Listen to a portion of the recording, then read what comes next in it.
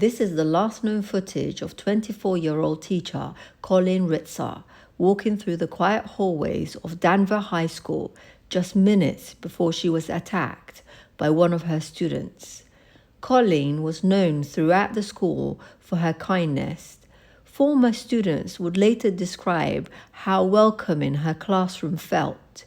She decorated it with encouraging quotes, colorful displays, and reminders to be kind to one another. She often used her social media to motivate her students, especially when exams were approaching.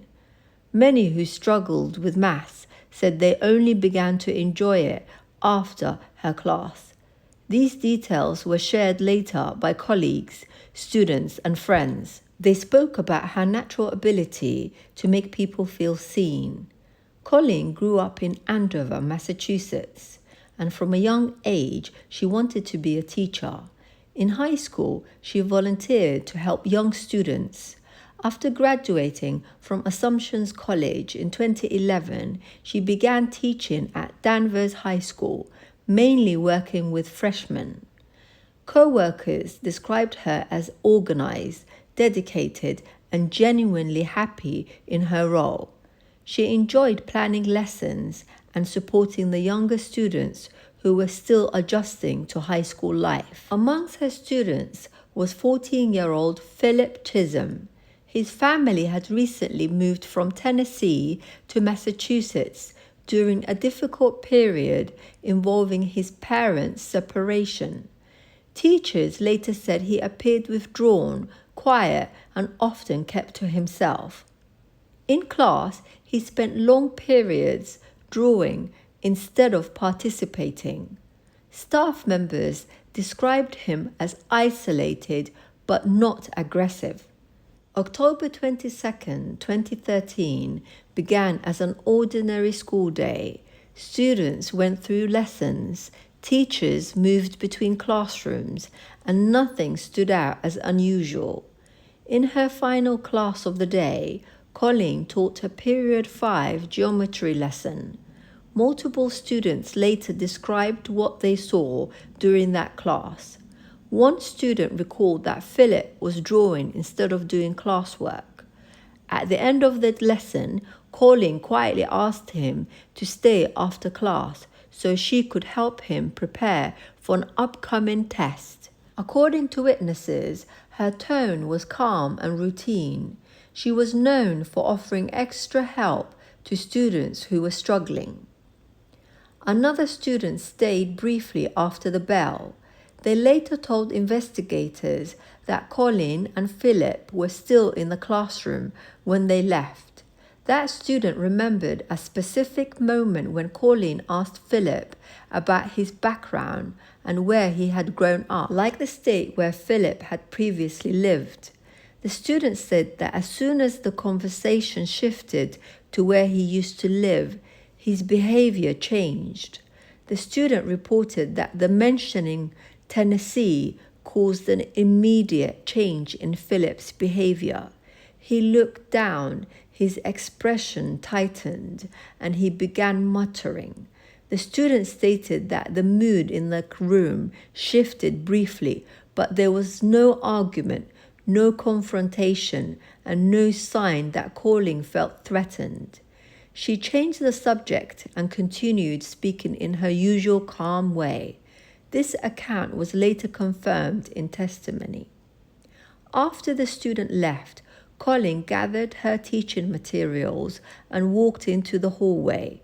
CCTV captured her speaking briefly with another teacher outside the math wing shortly before 3 p.m., then heading towards the second-floor girls' bathroom. A few minutes later, CCTV captured Philip leaving the same classroom. He wore a hooded sweatshirt with the hood up. The footage shows him taking out from his pocket a pair of gloves he had with him that day and put them on. He brought these gloves from home. He then followed the same routine Colleen has taken, walking towards the second-floor girls' bathroom. He entered and then the door closed behind him. Inside that bathroom, the attack occurred. The medical examiner later testified that Colleen was strangled and stabbed 16 times with a box cutter Philip had with him that day. Blood-stained patterns inside the bathroom showed the violence and the suddenness of the assault. At approximately 3:06 p.m., several minutes after Colleen entered, another female student walked into the bathroom. She testified that she saw a partially unclothed figure with their back turned. She believed she had accidentally walked in on someone changing clothes. She immediately left out of embarrassment and did not see Colleen. This moment was captured on CCTV and later used to establish a precise timeline. Shortly after this, Philip left the bathroom alone. CCTV footage showed him moving calmly without rushing. He returned briefly to Colleen's classroom to retrieve his belongings and then walked through the school building. At one point, he appeared barefoot. He left the building through one door, re-entered through another, and continued moving through the school in a controlled manner. The next piece of CCTV showed him retrieving a large green recycling bin used for paper collection. He pushed it down the hallway and maneuvered it into the same bathroom. What happened next was not on camera, but investigators later confirmed through bloodstains and forensic materials inside the bin that Colleen's body had been placed inside it.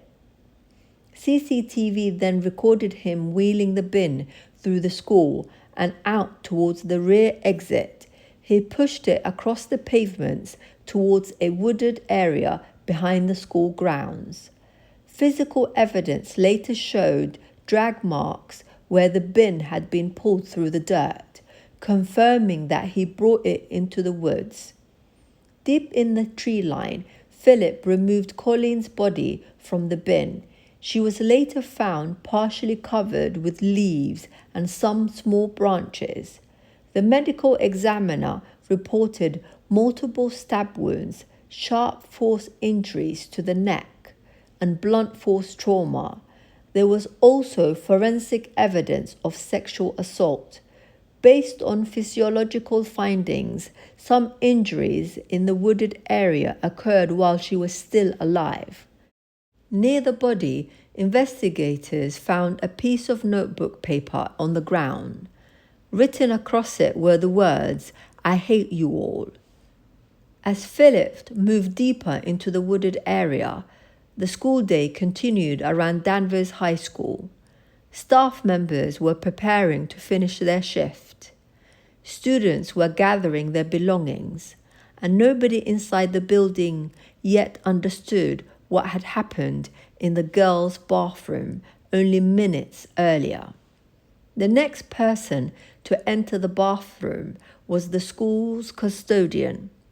He later explained to investigators that when he walked inside, he saw blood on the floor. Because of the language barrier and a misunderstanding about what he was seeing, he believed it was a menstrual blood. Wanting to keep the bathroom clean, he reported it, wiped it up, removed the paper towels, and continued with his shift. He also noticed a small earring lying on the floor and picked it up, thinking that a student had dropped it. That earring was later matched to Colleen. At that moment, he had unknowingly disturbed a major crime scene. Meanwhile, Philip had already begun leaving the woods and walking away from the school's grounds. A youth soccer worker at a nearby athletic field noticed him passing by alone and asked if he was all right. Philip gave a short response and kept walking. The man later told police that there was nothing in his behavior that raised immediate alarm. From the athletic fields, Philip walk to a stop-and-shop supermarket. Surveillance footage captured him entering the store, moving calmly and without visible distress. After spending some time there, he continued on foot towards a movie theater called Hollywood Hits. CCTV from the cinema recorded him purchasing a ticket for the film Blue Jasmine. He watched the movie in its entirety. When it ended, he walked to Wendy's restaurants and ordered food. All these movements were later reconstructed through CCTV and time-stamped receipts. Back in Andover, Colleen's family began to worry early in the evening when she didn't come home. It was highly unusual for her not to respond to messages.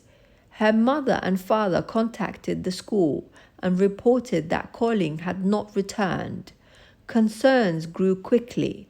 They knew something wasn't right. At Danvers High School, Philip's mother had arrived, expecting to pick up her son after school's activities.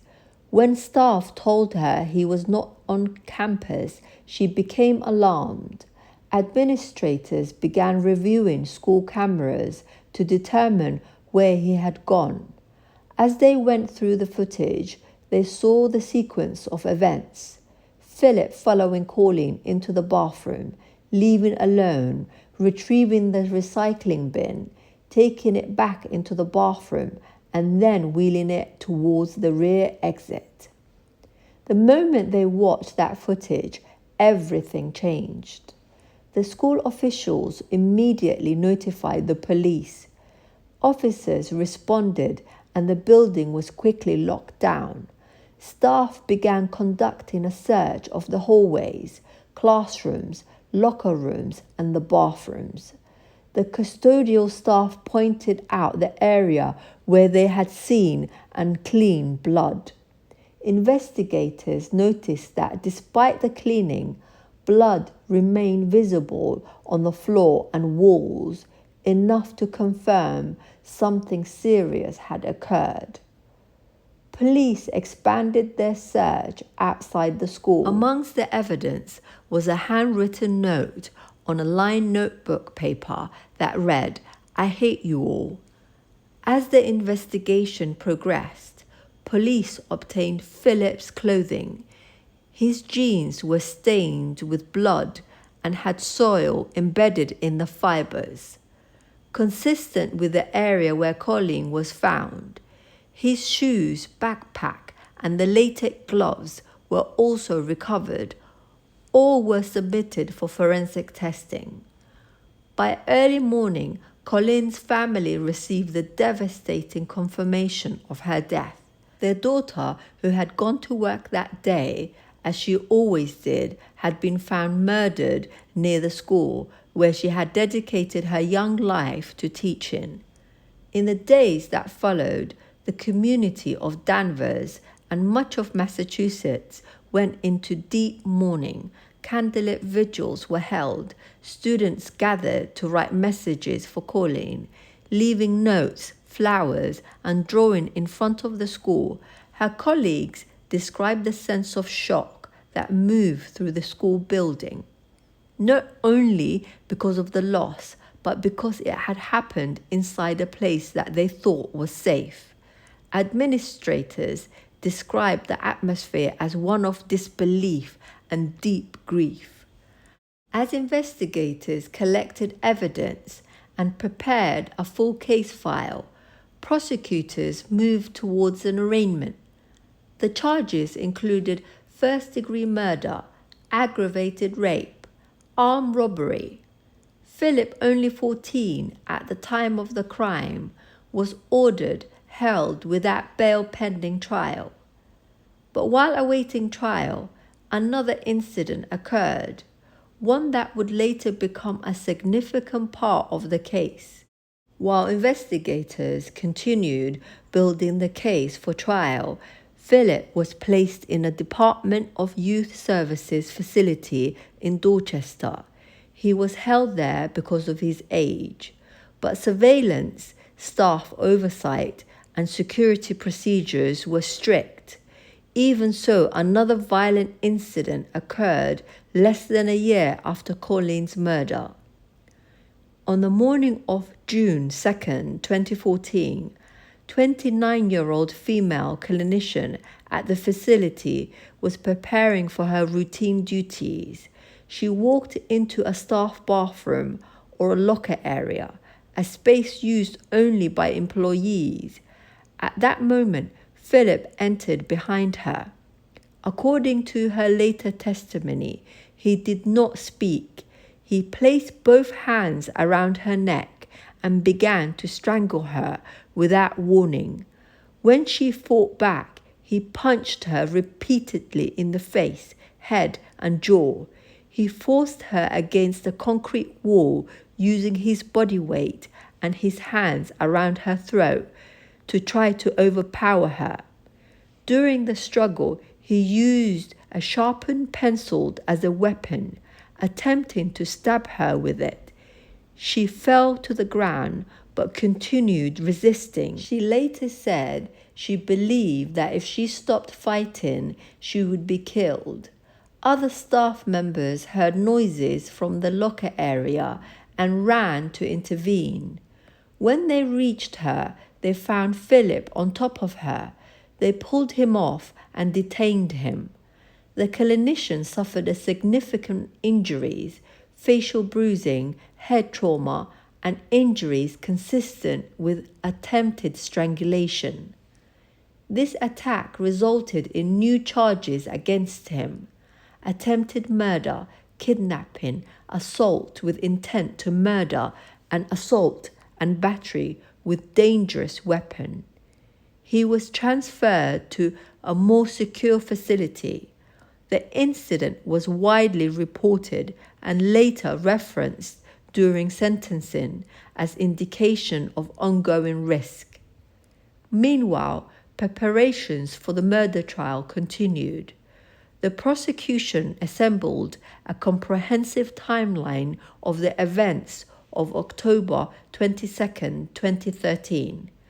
This included CCTV from the school's hallway, footage from the Stop and Shop and the movie theatre, physical evidence from the bathroom and the woods, witness testimony from the students and staff, and the detailed medical examiner's findings. The autopsy conducted by Dr. Anna MacDonald presented the full context of the injuries. She testified that Colleen sustained 16 stab wounds from a box cutter, sharp force injuries to her neck, evidence of strangulation, blunt force trauma, and injuries involving a tree branch. Forensic testing indicated that at least some of the injuries inflicted in the wooded area occurred while she was still alive or in the process of dying. Sexual assault was confirmed through DNA evidence and physical examination. Investigators also presented the recycling bin used to transport her body.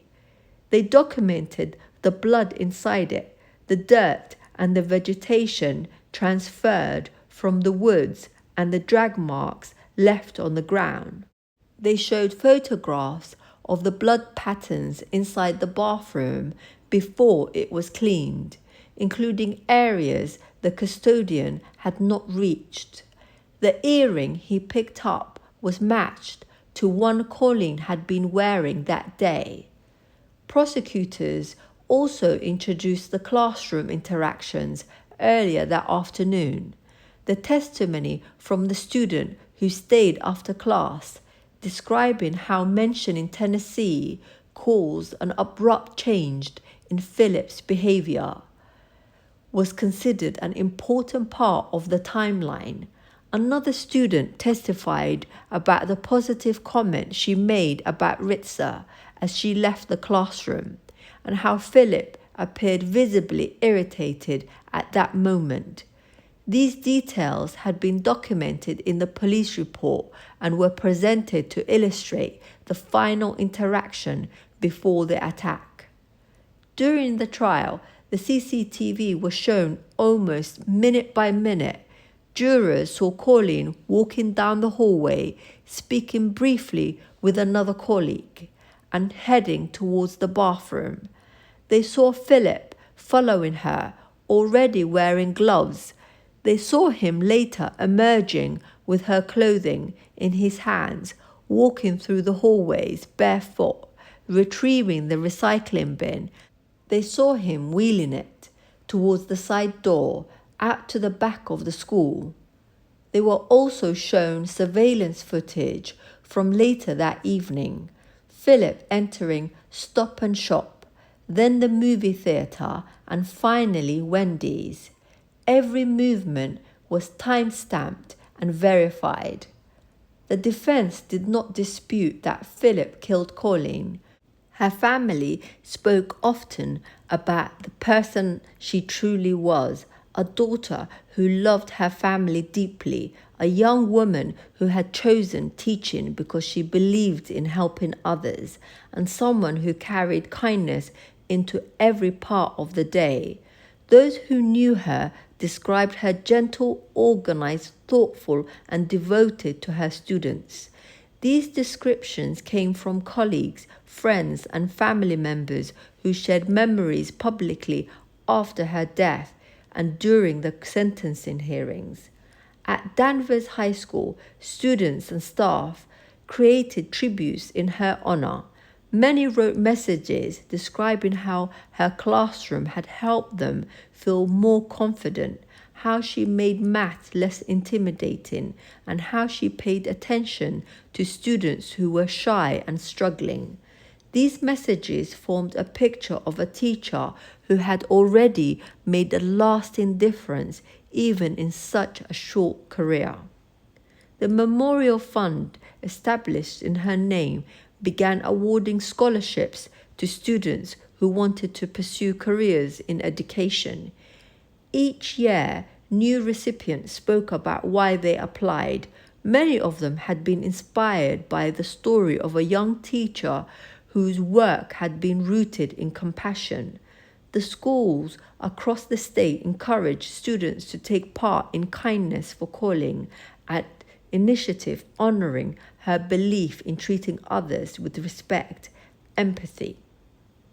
These were all the themes she focused on long before any of the tragedy that happened. After the sentencing, her family emphasized that her life should not be defined by the crime, but by the person she was and the impact she had. In 2024, when Philip Chisholm pleaded guilty to the attack on the clinician, the transcript of the sentencing noted the seriousness of his actions and the lasting trauma inflicted on the victim. The judge referenced the violence of both incidents and the ongoing danger he posed. With the additional sentence running concurrently, his earliest eligible for parole will not come until many decades later. For the community at Danvers, the event of October the 22nd, 2013 remained painful memory. The details of the case were deeply disturbing, and the loss of a young teacher affected thousands of people. Please like and subscribe and comment below. Let me know your thoughts. Thank you.